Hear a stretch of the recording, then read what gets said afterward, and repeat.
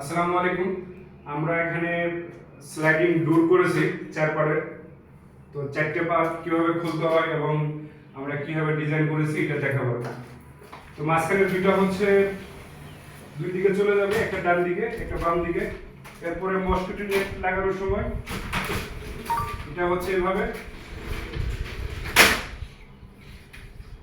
মাঝখানে দুইটা call open থাকলে আমরা মসকিটো নেটটা লাগাই দিলাম, মশা আসার ভিতরে পোকামাকড় আসতে পারবে না। এরপরে হচ্ছে আমার যদি বাম সাইডে পাল্লা খুলতে প্রয়োজন হয় আমি বাম সাইডে খুলতে পারবো।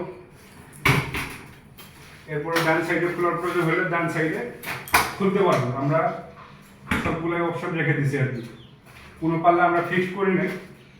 এরপরে হচ্ছে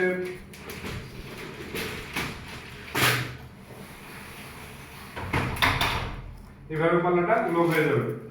তারপরে হচ্ছে এটা আমরা এখানে চার পার্ট করেছি, এখানেও নেট দিয়েছি মাঝখানে সেম ডিজাইনে। এখানেও আমরা দুইটা পাল্লা করেছি ওপেন রাখার জন্য, এটা দিয়ে আমি বাইরে যেতে পারবো, বারান্দায় এখানে দাঁড়াইতে পারবো। এরপরে এখান থেকে নেটটা প্রয়োজন হইলে লাগাই দিলাম, বেশ। এখন বাইরে থেকে পোকামাকড় মশা আর আসার কোনো চান্স নেই বা আসতে পারবে না। এই হচ্ছে আমাদের চার পার্টের স্লাইডিং ডোর।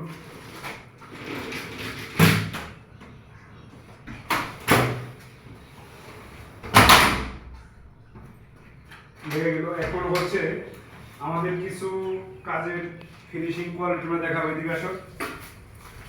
আমরা বাইরে থেকে পানিটা চলে আসার জন্য আমরা এখানে সুন্দর করে ওয়াটার কেপ দিয়েছি। এটা দিয়ে পানি এখানে ট্রেগের ভিতরে পড়ে গেলে পানিটা বের হয়ে যাবে। আমরা এই মিলিনগুলো আমরা আমাদের মেশিন দিয়ে করেছি, খুব সুন্দর একটা। আর এটা হচ্ছে ইন্টারলক কেপ। এরপর হচ্ছে আমাদের ফিনিশিংগুলো একটু দেখাবো বাইরে দিয়ে, এবং সিলিকনের ফিনিশিংগুলো।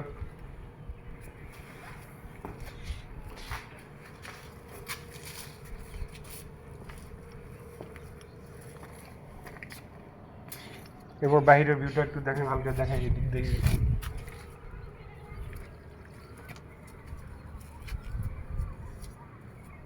ভিডিও লম্বা করে দেবেন।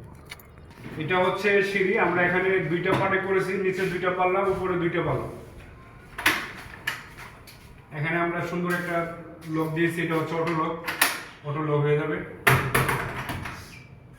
এটা হচ্ছে মসকিটো নেট।